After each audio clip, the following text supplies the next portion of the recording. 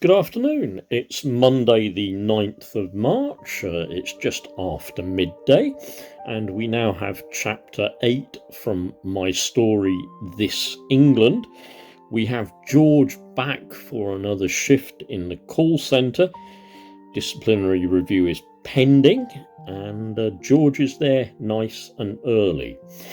This is quite a long chapter, so I have split it down into various sections. I think they'll just be easier to listen to, and I think possibly just a little bit more impactful as well. George arrives early, too early. The vast glass lobby of Accenture feels bigger at this hour, echoing, bright, impersonal. Security barriers stretch across the floor like airport gates. Behind them, the building rises in clean corporate layers of glass, steel and quiet lighting. People drift steadily now. Office workers in coats and backpacks, lanyards swinging, coffee cups in hand, most of them staring down at their phones. The slow tide of staff begins forming loose queues towards the scanners. George joins the flow. His fleece has gone, replaced with a clean accentured jacket issued from his locker. But he still feels as if something from last night is clinging to him.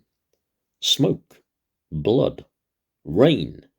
His phone vibrates. He checks it. A text from Sam, his union rep. Heard about last night, George. It's all over SM. You still on for HR meeting? We could get them to reschedule. George stares at the message for a moment, thumb hovering. Then he types, "No need. See you at 1300. He closes the phone. Around him, conversations drift through the lobby. Fragments. Absolute madness. They're calling it a riot. All over the news. George looks up at the word riot. He hadn't thought of it like that. Just noise. Fear. Something happening in front of him. But now, in the calm white light of the Accenture lobby, the word sounds larger. Official. A few feet away, a woman is talking animatedly with two colleagues. She's black, wearing a patterned dress beneath her coat, hair tied up in tight cornrows. Her voice carries clearly across the polished floor. They're saying someone from Accenture is involved. George feels something shift in his stomach. The woman scrolls through her phone as she talks. Apparently they're seen running out of the Asian shop in one of our jackets. She tilts the screen so others can see. And then spotted by the fire service later in some woman's flat above the place. One of her colleagues frowns. Seriously? Yeah, the firefighter reported, apparently. Said that there was blood on the jacket when the woman answered the door. George's pulse ticks higher. The woman continues, almost casually. Shopkeeper got taken to hospital, didn't he? The queue shuffles forwards, the tide of workers now pressing closer to the scanners. Badges appear in hands, phones disappear into pockets. George moves with them, trying not to look like he's listening, trying not to look like he isn't. Ahead, security lanes open one by one, green lights blinking. A familiar face appears for a moment near the scanner. Sulphie, working today. Calm as always. Professional. George shifts slightly forwards in the moving crowd, angles himself towards her lane, positions carefully as the flow carries him forwards. The scanner light flashes. People step through one at a time.